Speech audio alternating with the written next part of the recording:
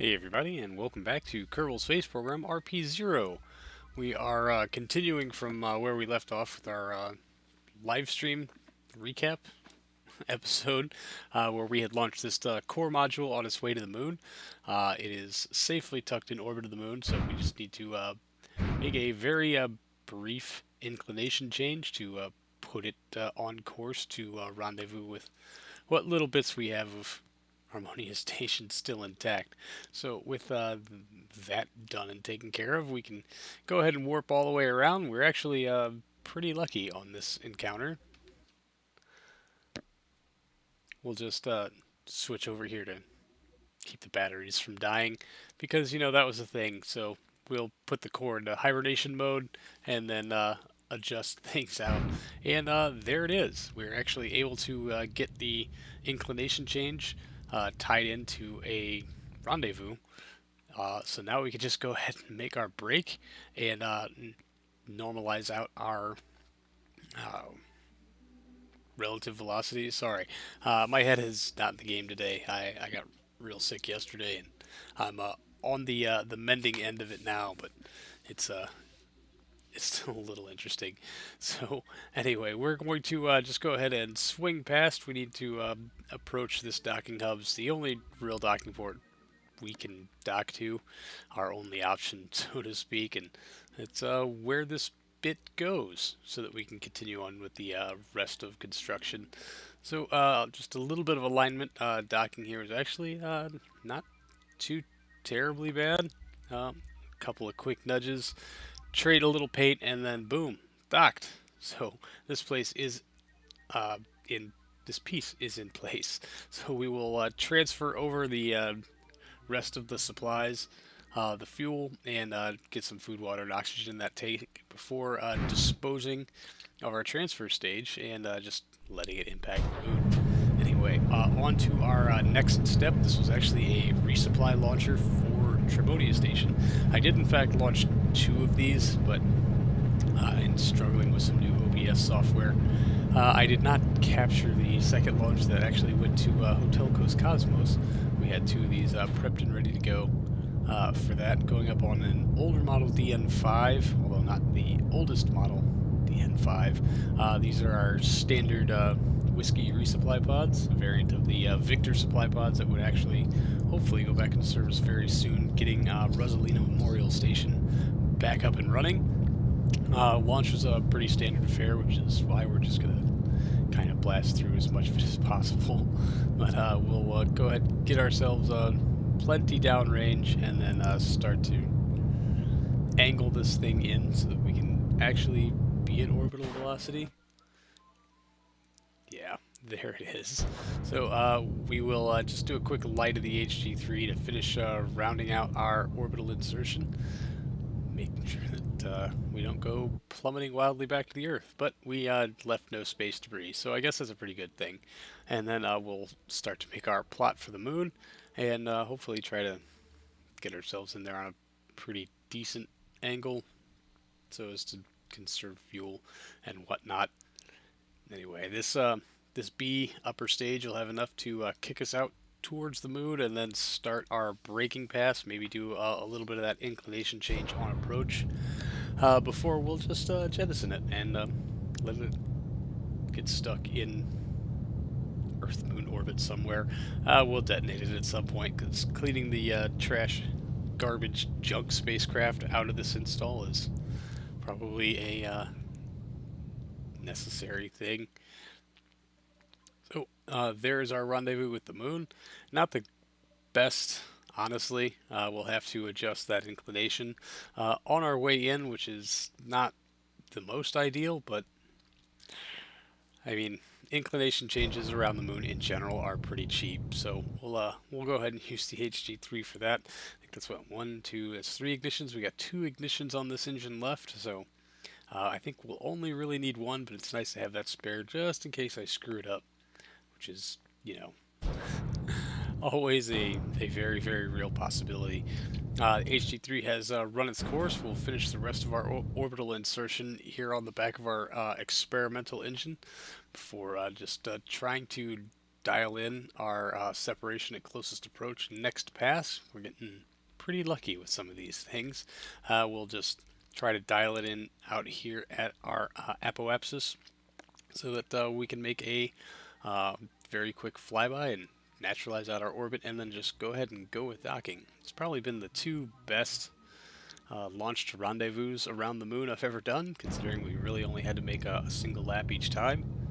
Although we did leave that core stage in orbit for a couple of days, but we'll get to that a little later. I am presenting this episode to you out of order a little bit. This part came after the part that's going to come next. Anyway, there is Tremonia Station, still labeled as Artemis 4L ship because I keep forgetting to do that. But we've zeroed out our relative speeds, and so we'll start to go ahead and make our approach for docking. I'll try to just get things lined up as best as I can before bringing all this in for docking.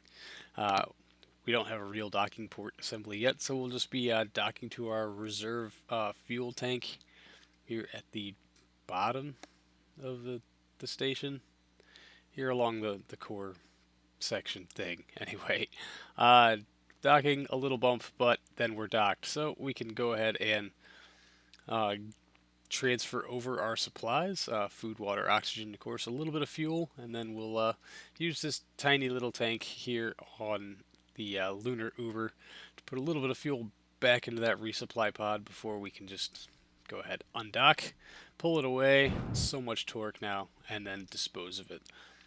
So there we are. This has actually got enough supplies to bring a crew on board, but we are nowhere near done.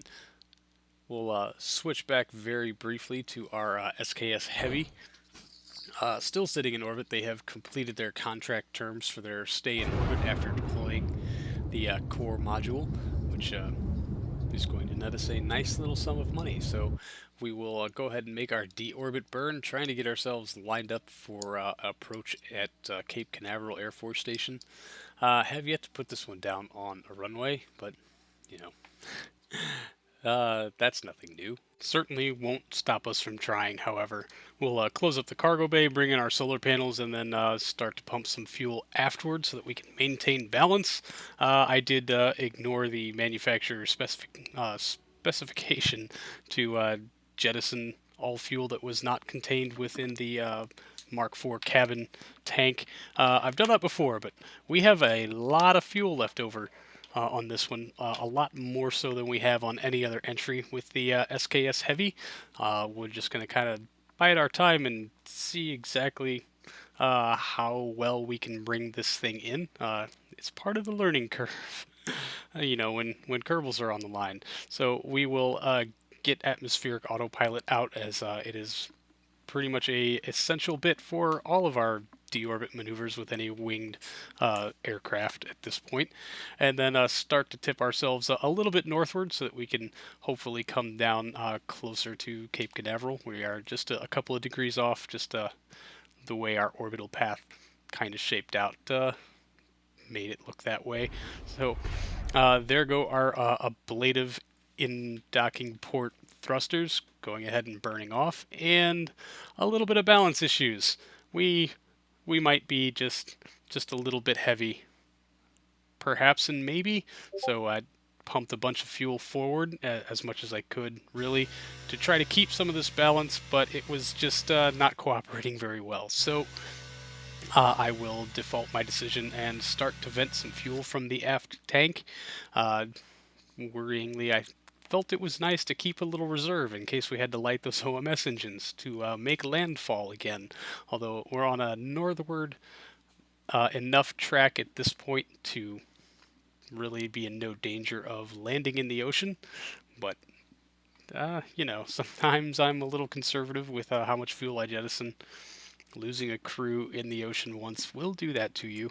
So I think our approach has stabilized at least for the time being. So we'll kick up the time warp as we cross over the Gulf of California and on into Mexico, where I think we're actually a little too slow to make it all the way to Florida. Anyway, I'll turn you back over briefly to old me. Yeah, I don't know if we're gonna make it. We're gonna try to nose this down, maybe just a little bit. Maybe we can increase our glide slope, perhaps. Yeah, maybe we should just increase our pitch and go ahead and go for braking. Whoa, now, hey, hey, hey, hey, hey, hey! No, no, no, no, no, no, no, no, no! Oh, wrong. Oh God, what the hell? Oh, this. Yeah, well, there goes all of our speed. Oh, great. Come on. Oh, jeez. Well, the cockpit just got a little messy with vomit. Come on now. I guess a little too much weight aft. Let's try to move some of this forward, see if we can't get that nose into the wind and buy some stability before we start really encountering a bunch of very severe consequences. Oh God. Did that make it worse? Fuel moving is so slow. Come on. Alright, well, we're at least pivoting around our prograde vector somewhat. Come on. Get in there. I mean, that's good enough. If you could stay put, that'd be great. Maybe? Yes? Are we good? Seems to be fighting me a whole lot less now. Okay. I mean, this is all right. Yeah, we're gonna go ahead and we're gonna empty some of this. There we go. Dump. Oh, I should have upped the dump rate on this. This is gonna take a very, very long time, but at least we're not spinning. Oh, we're certainly not going to Florida today. Oh, good. And alright, let's close that off and get rid of the other half here. Dump. This will only take another 5 minutes of this really irritating noise. But I have to say we are at least now aerodynamically stable down to, what, 36 kilometers altitude. I'm surprised there's enough air around the wings and the tails to keep us pointing in a good direction, but alright. Some semblance of normalcy. Well, for the first time in a long time, I can say this crew has earned their brown pants certification. Way to go, everybody. Way to go. And we'll just speed up some of this descent, and while it is extraordinarily pretty coming down here in the early dawn hours over Mexico/Texas, maybe New Mexico, I don't know exactly where we are. I should have probably looked at the map again, but we're going to just find ourselves a nice strip of grass onto which to put our wheels upon, and hopefully get this crew back home somewhat safely. Yeah, so our speed is low enough now to where we can just kind of nose down and start plotting a landing site, although it's a very good thing that a lot of this area is just open and flat. I was hoping to put it down on at least a pretend runway, but I will settle for a grass track so as to not destroy any more small businesses with my wingtips. I feel like that would probably be alright. I did forget to make the aileron adjustments on this one. I think I built it from the original prototype model instead of the one I flew to kind of give it a test bed. So with better aileron controls adjusted for, we now have some really decent roll control, and we're just going to go ahead and run with it. This patch of grass looks as good as any, nice and foggy. That should hide our very secret, totally not emergency landing here in the middle of somewhere, geared down and locked as we can start making our final approach. I would just like to see if I can suss out that wild pitch up phenomenon we were experiencing last time. Alright, nice and gentle now. 200 meters. Yeah, Smooth sailing, 154 meters per second across the ground. I think we're in pretty good shape as far as our approach. I think 140 meter per second was the landing threshold given to me by the manufacturer. As long as we can keep that vertical speed, I think -10 is our disaster limit. Below -3 is what we would like to see. So let's just lay on the brakes, bleed off some of this speed if we can. 25 meters. -3. Touchdown. Nice. Smooth as butter, despite being in dirt. Brakes, brakes, brakes, brakes, brakes.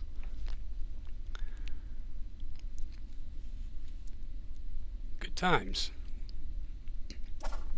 Yeah, shoot, cut, and stopped. Bingo. Successfully on the ground, and another completely successful mission with a totally not emergency landing in the middle of nowhere for the SKS Heavy. Let's get these guys back inside. And with that completely successful mission in the books, we're going to jump here into the VAB, where we will prep for our next shuttle flight, which some of you may have already seen. Sorry, I got real sick this week and have not had a chance to do this voiceover, so I've actually already done the next part, which was filmed during a live stream, so no spoilers in the comments, everyone, if you please. But this is the Science Lab module for Tremonia Station that will be going up roughly 26 days. Might have to delay it a little while longer, as we've got some Aero capturing around Mars to do in the meantime. But we'll get this module outfitted, make sure it has batteries, so that we don't have the ridiculousness of last time, and get it added to the build list. In the meantime, we'll go ahead and bring out part 3, which is the solar truss for Tremonia Station, and make sure this also has batteries. It will likely need those for those times when it is not in direct sunlight. Always a good thing to have batteries, it turns out, everyone. So yes, you can play Kerbal Space Program for literally thousands upon thousands of hours and still forget to add antennas and batteries to things. It's totally normal. We'll get that closed up and save the changes. We will not be adding it to the build list. As you see, that build time, 201 days. Yeah, no. It takes a lot less time to actually fly the shuttle, return it, refurbish it, rebuild a new one, and get it out onto the launch pad than it does to build an entirely new shuttle. So the last part that will be going out on a shuttle is the docking hub adapter. I did make this as part of the station core, but we did not try to put it in a shuttle bay. I kind of knew it wouldn't fit, so we're just going to detach the shuttle body completely accidentally, press Control Z, and then wait for 10 minutes for it to come back in. So we did have to shorten some of those docking extension arms so that they can fit inside the shuttle bay, but I think it's a worthwhile change. We'll just change the paint scheme, make it something a little bit easier on the eyes by painting it drab gray. I hope that's not the final scheme I went with. I'm sure it's not, but we will be adding some lights so that we can better orient ourselves to whichever docking port we would like, or at least illuminate them for the nighttime side. Yes, aluminium is the paint scheme for the day, so we'll also get this saved and added to our queue. That's going to do it for this episode, everybody. Thank you so much for hanging out. I really do appreciate it, and I will see all of you in the next one. So until then, see you later.